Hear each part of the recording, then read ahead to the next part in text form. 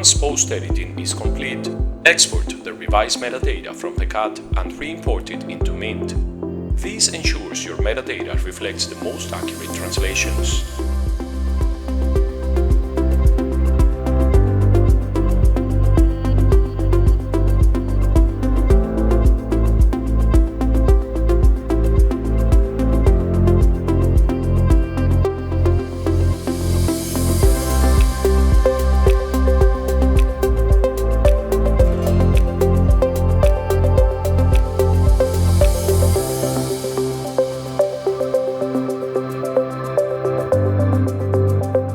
When we paste the link in the designated section, we are importing the revised translations from PECAT. These revised translations will be applied to the machine translation previously carried out by the main platform.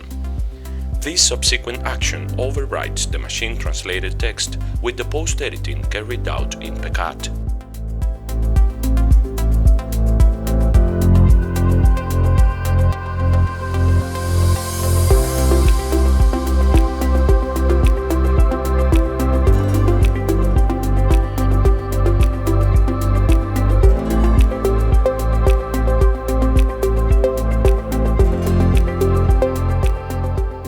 Thank you for following along with this tutorial series.